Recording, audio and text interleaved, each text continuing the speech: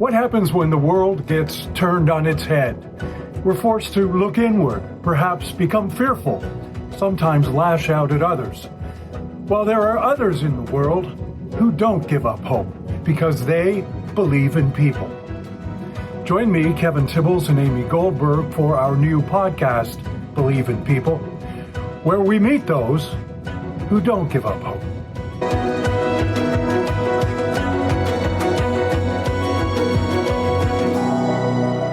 You're going to need a lot more fingers and toes to count off the number of challenges facing us in this last week.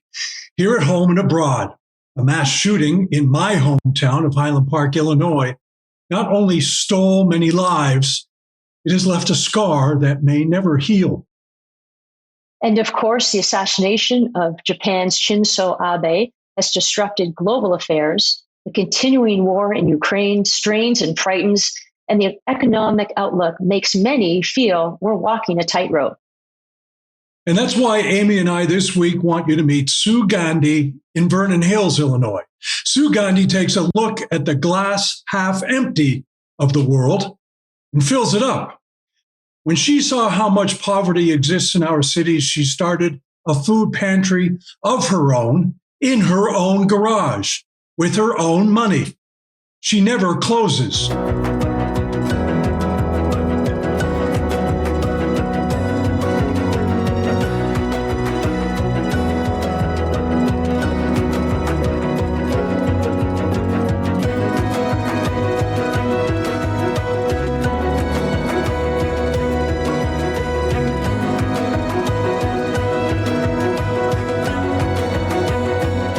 Sue Gandhi, welcome to Believe in People. You and your husband lost your jobs, and yet you started a food pantry out of your own garage. How did that happen? We saw a need. First of all, thank you so much for having me. We saw a need in the community, and so we pretty much cut our expenses, went down to one car, cut out our vacations, eating out, and came up with a budget and started buying things. Some shelves appeared in my garage, and that was the beginning of the food pantry. It was not something I had planned on doing, but it kind of just happened, and that's, I had shelves put up. Cabinets, a refrigerator appeared. My friends painted the garage for me. And then it was just a matter of reaching out to see where the most need was. Sue, that's interesting because that's,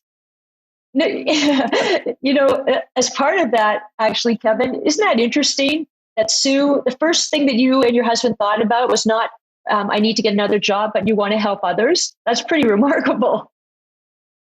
Yes, at that time, I had worked for corporate for quite a few years. I did not want to go back to work, actually. So who's coming these days? Oh, these days, actually, since we last talked and I received some publicity, it's been quite amazing. My name is out there, and just people are just contacting me all the time. Right now, before we had the refugees from Afghanistan. Right now, we have refugees from Eastern Europe, Russia, Belarus, Ukraine. So all of these families are coming in, and there is quite a need, as well as just our everyday American families are in need as well. Families are Sue, working. How do you get your further funding when there's been such a demand? I do have a GoFundMe page, and those funds are used.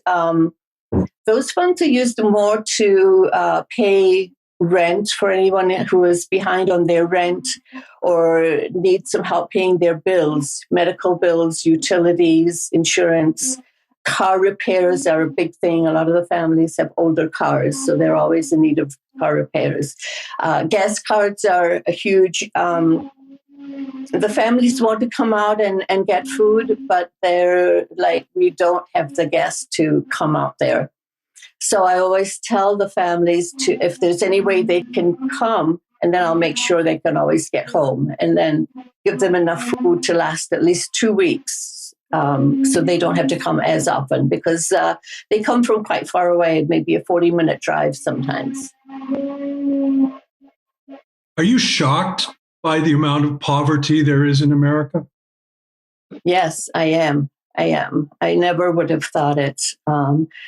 It's just everyday families are struggling with kids. There's a lot of divorce right now going on. PTSD, depression, anxiety, a lot of these issues, and to make sure that the families have maybe prepared meals for them, just anything to make it easier for the moms. And is that coming from the stress? Yeah, I think COVID and stress, yes, definitely. COVID took a toll on families. And who's you, Sue? I'm sorry? Who helps you? As far as the work, or yes, yeah. It's pretty much just me. My husband helps with the finances. I'm usually the one out there. I like to do. It gives me a lot of satisfaction. It gives me, I take the time to fill everyone's bag with what their individual needs are. So I pretty much do it by myself. I have volunteers that come and distribute the bags. Right now, the distribution is huge. I have quite a few volunteers who will take bags back to apartment buildings and distribute there, take back to workplaces where somebody knows somebody else who's in need. So I'm always telling anybody that comes to me, to pass on my number to anyone who may be in need. So that's how a lot of the food, gets distributed as well. You also counsel in some ways the people who come. Many of the people who are cleaning houses, for example. Do you find that you have to sort of help them not get taken advantage of? Yes, I do. And any of the moms that, are looking to find some kind of work, if they say, I can clean, if I ask them, how are you doing? How is work? They might say to me, I was sick last week. I didn't go to work. So I would ask, did you get paid? And then that leads to further conversation that, no, I clean houses. So I wasn't able to work, so I didn't get paid. And in that case, I would give them cleaning supplies, because sometimes, you have to take your own cleaning supplies. So to cut down on expenses, cleaning and some of those things, people do get taken advantage of, and I feel they don't get paid as much as they should for the work they do. Wow. And who takes care of you, Sue? How do you take care of your mental well-being? I'm pretty good. I keep going. Everybody tells me to take a break and you don't need to do so much, but I don't see myself taking a break anytime soon. I feel like there's not enough time, and I have a lot of work to do. Going into the city babysitting is my release also. So I do that once a week. So you don't take vacations. You don't go out for dinner. You don't go to movies. You only have one car, and you are basically open 7 days a week, 24 hours a day, out of your garage when people need you. Why are you doing that? Well, because a lot of families, they don't have the support, and I want to accommodate their schedules. So if somebody says, I'm working till 6, or, can I come and pick up after work or before work or at lunchtime? I'm home. So if they send me I ask them to send me a text of what their needs are. And it's pretty, easy for me to put a bag together for them, and they can, and it can be ready for pickup. So that is, that's all that I really need, is that satisfaction that, a mom was able to take care of her family for that week. That's remarkable. And you're spending your own money? A little bit. Like I said, I do have a GoFundMe page, so I'm able to use that as well. So that helps us. But, if somebody does come and, they're short on money, it's a single mom, and I have, I have a little container and I have some money in there, I will always give them $20 or $25 and always tell them to, just keep this money in your wallet for emergencies. And all of my families are very, very gracious, are very, they're very, very happy to receive the help I get them. So I know everyone very, very personally. I know who's gluten-free, who's vegan, who's diabetic, who's whatever their dietary needs are, where they're from. Do they eat beans and rice or mac and cheese or, whatever it might be? And That's what their remarkable. kids like. So, and Sue, also, what sort of what additional support do you need? What do I need? What other support do you need? I'm fine. Funds are always helpful. Just to do a little more. Mom will come and say, "Oh, it was my birthday today," or it was, my child's birthday. So I have, a box where I have gifts and gift bags that I'm able to pull out something and give as a gift right away. Moms might say, I gave out Easter baskets. They were like, oh, this was the first time that my children ever received an Easter basket. Or, I have a group that supports me warm coats. And so the children get to have a new coat and new shoes. Or school supplies, whatever their needs are, because the families that are working, they're barely getting by just by paying rent and their utilities, and then, everything else is extra. There's such a huge need for women's feminine products. That's a true necessity, but it's a luxury for some of these moms. If you have to choose between food for your children and feminine products, what do you do? So yes. Those are the needs that I try to fill, basic toiletries.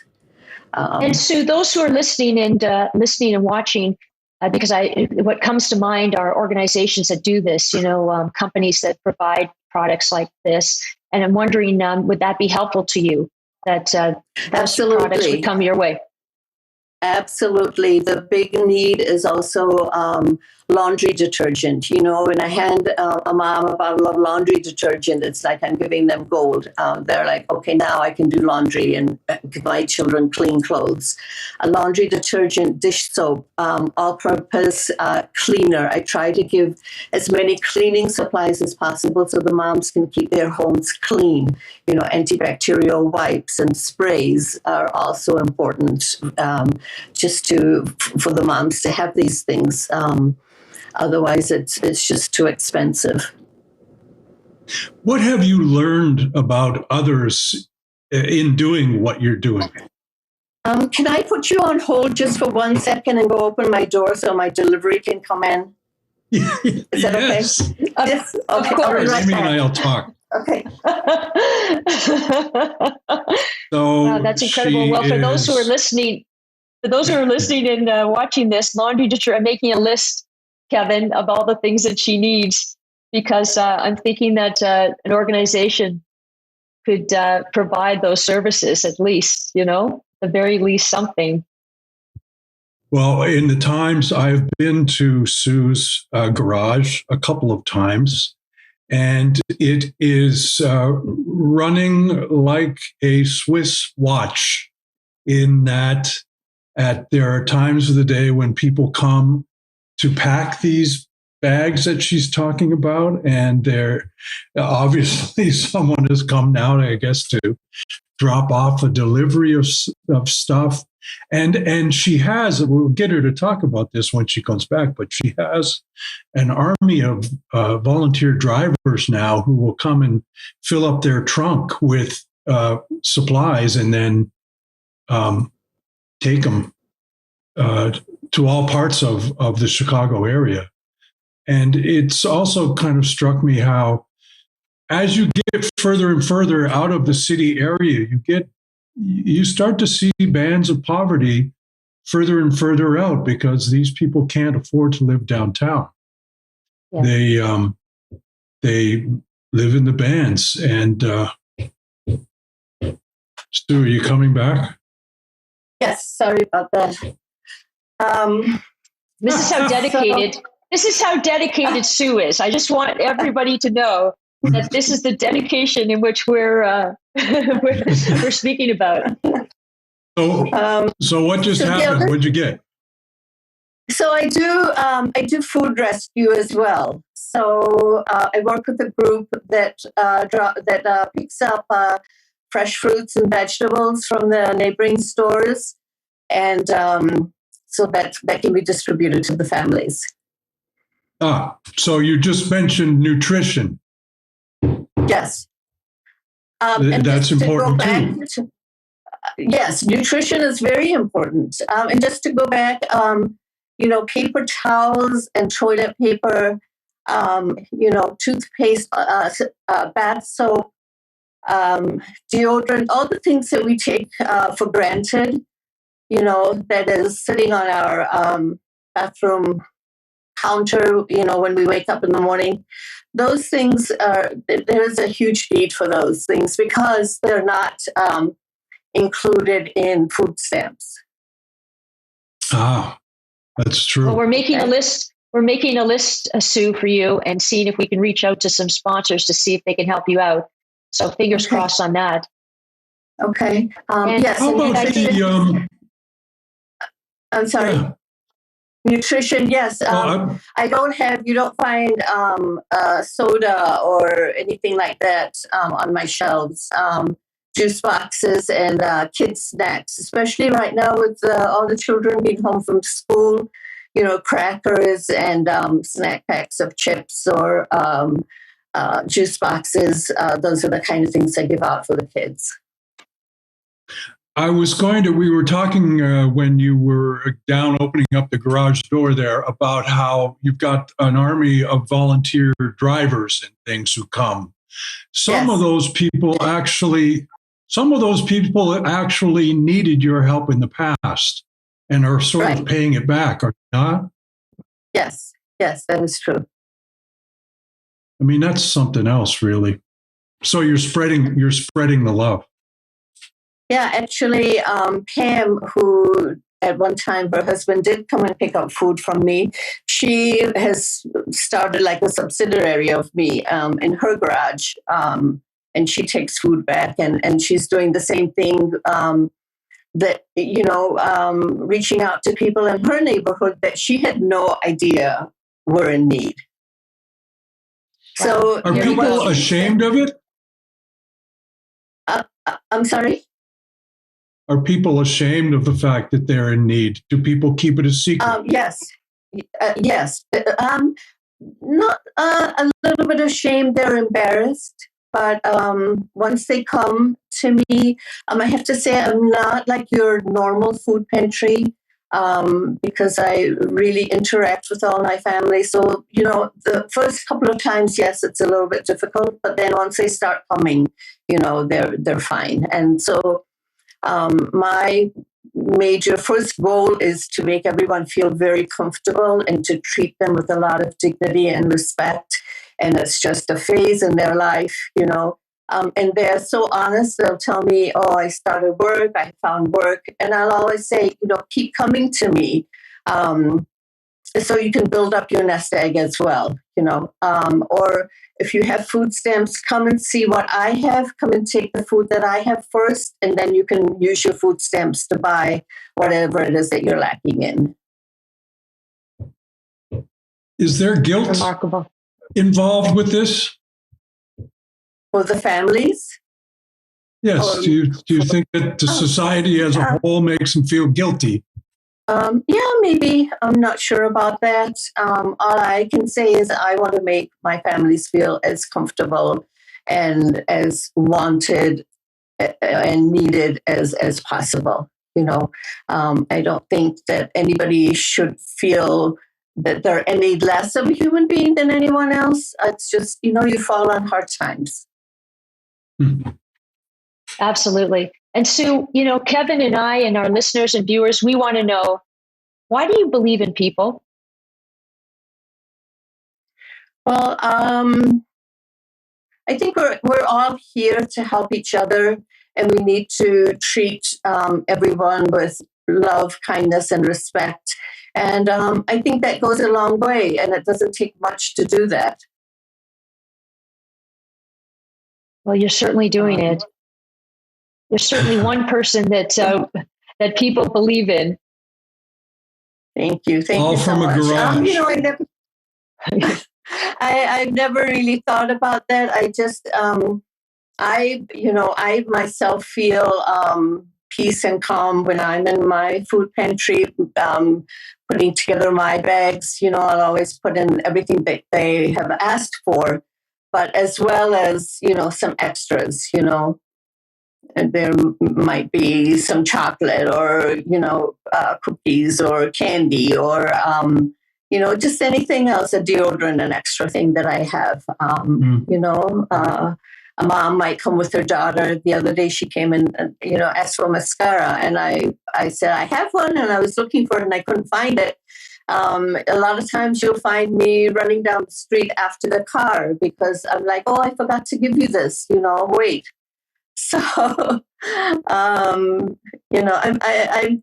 think I'm truly in tuned with the families, and I feel, as a mom, and a grandma, I feel, their need and just how can I make a difference? How can I help you? So that's all I basically ask them, like, how can I help you and what do you need? Those are the only two questions, and a phone number, and a name. That's all I really need. As we close this off, Sue, I just want to point out one other thing, and that is that, yes, you're putting food and you're putting product into bags to be delivered or given to people who are probably lacking all kinds of things. But Sue, you're also putting your heart and compassion and friendship and neighborliness and yourself in those bags as well. And that's probably something that people are lacking as well. Just everyday good neighborliness. Right. Yeah. Yeah. And my families, they all share as well. They'll come and pick up and they'll be like, usually I'm like, how many boxes do you need? And they're like, can I have one for my mother and my sister and, my friend and my neighbor, or, so-and-so is not feeling well in the apartment building, or whatever it might be, And right now, more schools and churches are reaching out to me as well, because they're seeing a need that their families are struggling. So does it break your heart when you see children in need? Yes, absolutely. Absolutely. Absolutely. It shouldn't be this way.